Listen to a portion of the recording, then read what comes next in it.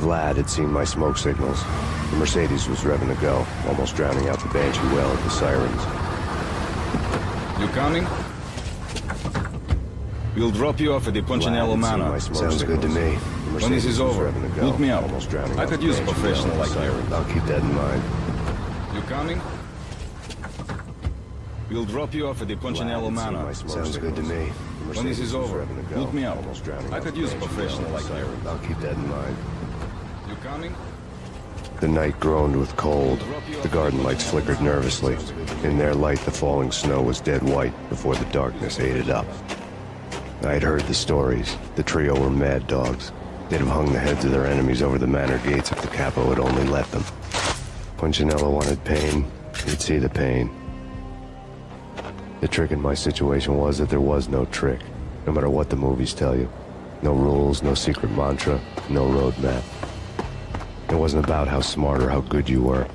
It was chaos and luck, and anyone who thought different was a fool.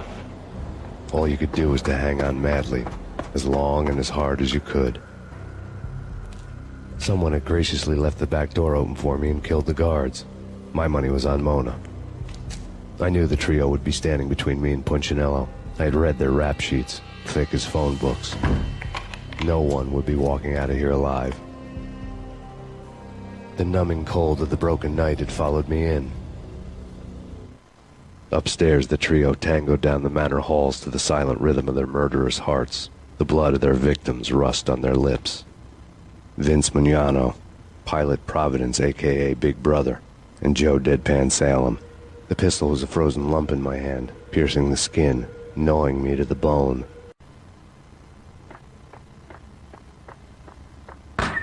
In death, the thug had been promoted to messenger. Someone hadn't enjoyed the Don's hospitality. Someone with a flair for the dramatic. Someone who had let herself out of a locked cell and past a couple of armed guards. My thoughts were on Mona again. I could only hope she was a good enough gambler to walk away while she was still winning, before she'd run into the trio.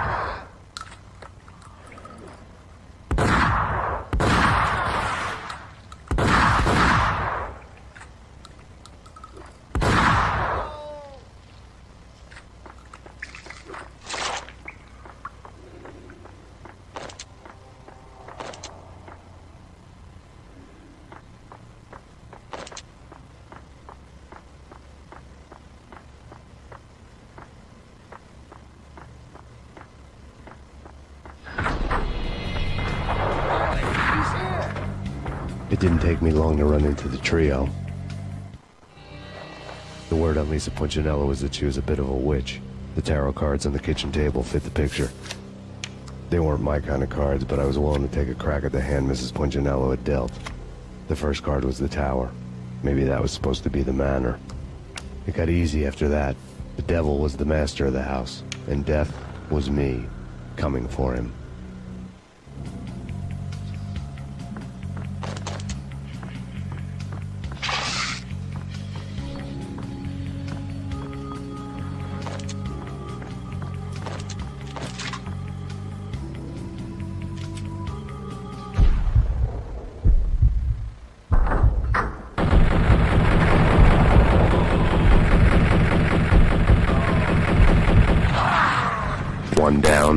to go.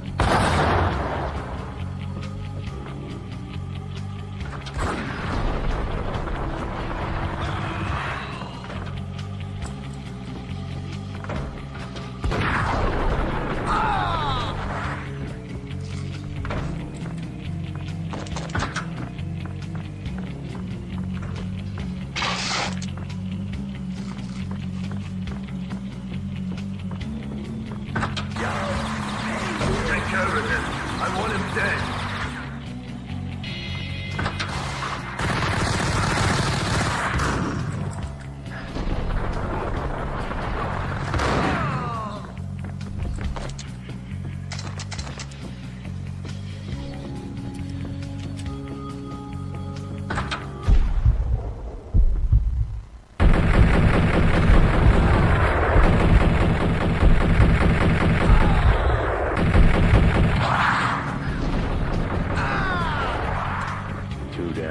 One to go.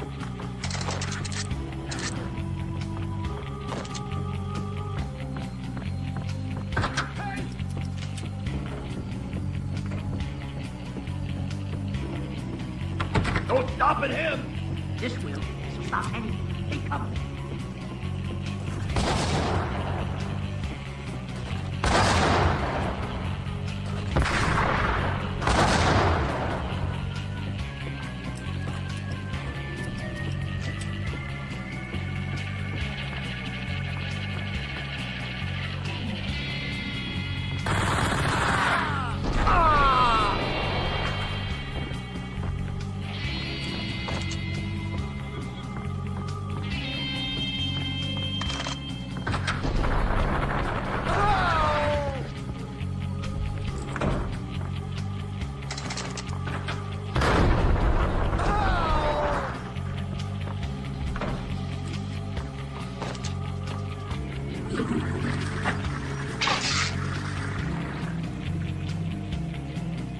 It was too late for her.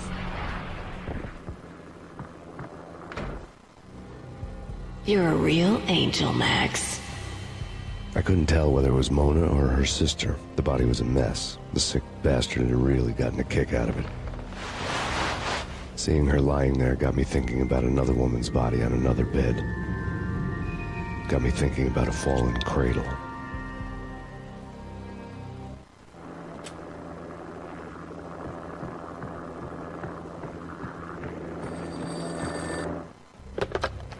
Max Payne.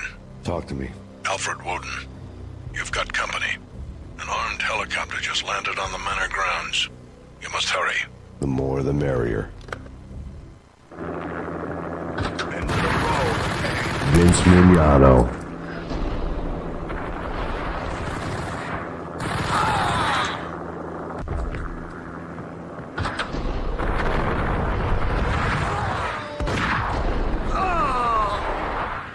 Punchinello's trio was done for.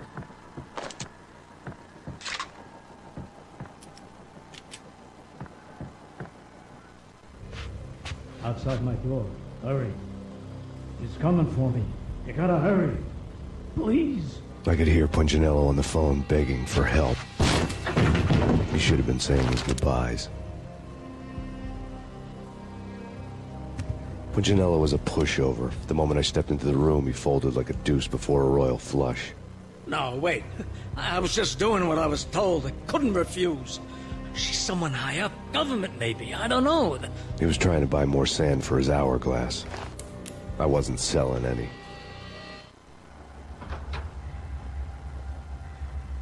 No, I told him not to.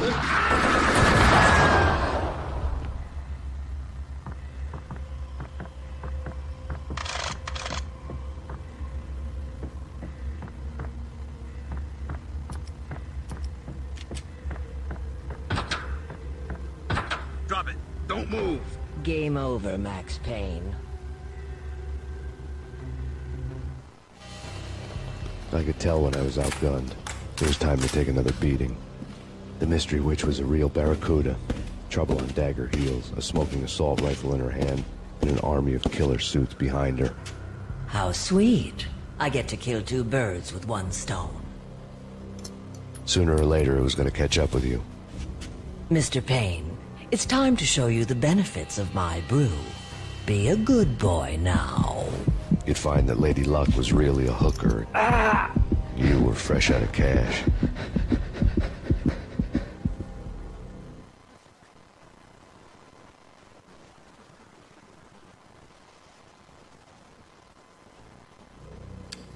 Gentlemen, we're done here. Take me to Cold Steel. She had just given me an OD of Valkyr. I could feel green fire eating my brains. They turned to steam. They did a fade on me. I'd never had a chance. The witch had got me just as sure as if she put a gun to my head and pulled the trigger. The shadows rushed me, bruised mugshot faces hungry for revenge. They knew my weak spots and closed in for the kill. The floor turned into a vortex of green blood. I fell.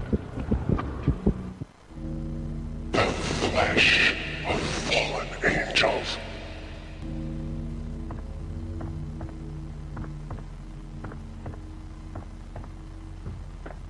Who's there?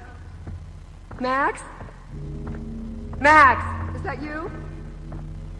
Max? Where are you, Max? Please. No, please, Max, no! I'm sorry. Please don't, Max, no. Please. Max? Where are you, Max? Please. The letter was staring at me. There was something disturbingly familiar about the letter before me. The handwriting was all pretty curves. You're in a graphic novel. The truth split my skull open, a glaring green light washing the lies away. All of my past was just fragmented still shots, words hanging in the air like balloons. I was in a graphic novel. Funny as hell. It was the most horrible thing I could think of.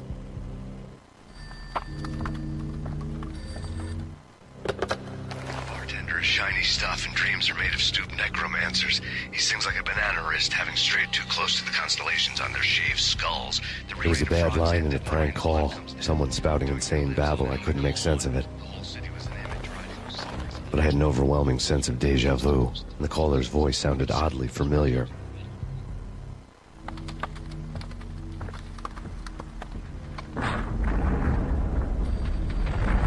The weird piece of paper looked dangerous. There was something disturbingly familiar about the letter before me. The handwriting was all pretty curves. You're in a computer game, Max. The truth was a burning green crack through my brain, weapon statistics hanging in the air, glimpsed out of the corner of my eye, endless repetition of the act of shooting, time slowing down to show off my moves, the paranoid feel of someone controlling my every step. I was in a computer game. Funny as hell, it was the most horrible thing I could think of.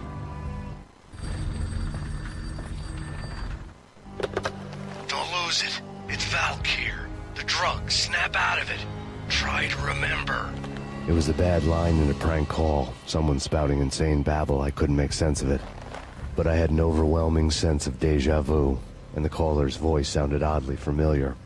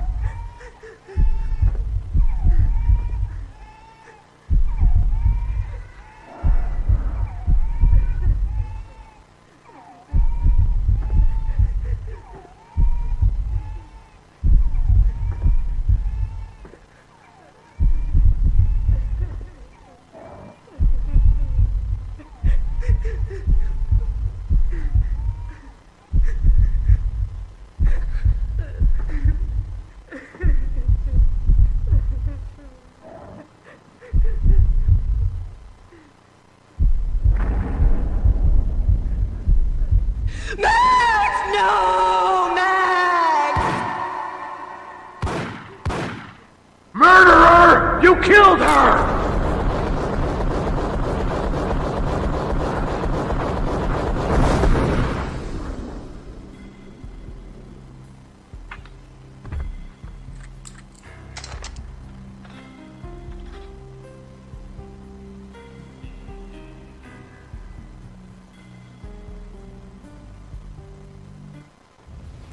Max, something happened at the office today. A strange memo. Something about Vikings. Honey, I gotta run. You can tell me all about it this evening. Have a nice day, darling. The bullet holes were rubies on her chest, blood glowing on her ivory skin. She was so beautiful. The killer was smiling. The flesh of fallen angels.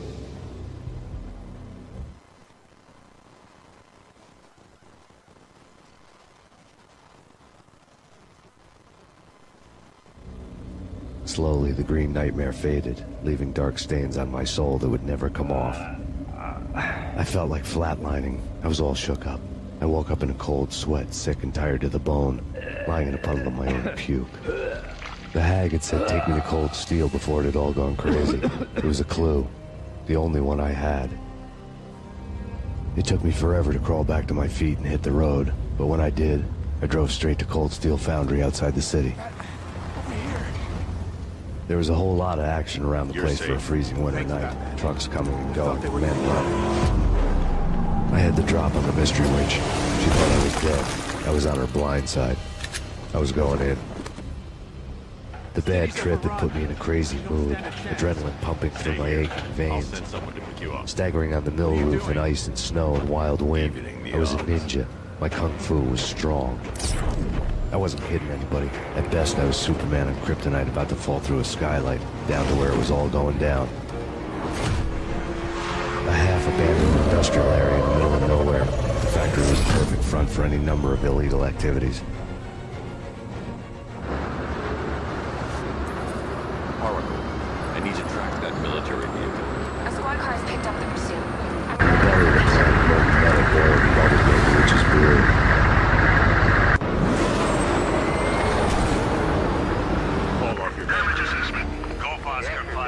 This is Commissioner Gordon. I'm calling off the pursuit. It's too dangerous. Sarge, we're right here. We can take these bastards.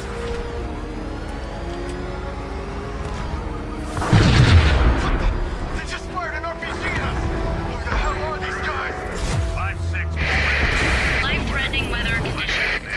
A record-breaking killer storm. In the city's history. Vehicles stuck in snow. Heavy snowfall. Forecast show. Severe weather is expected to continue. Out in the night, snow fell like confetti over the Devil's Parade. The storm was anything but over.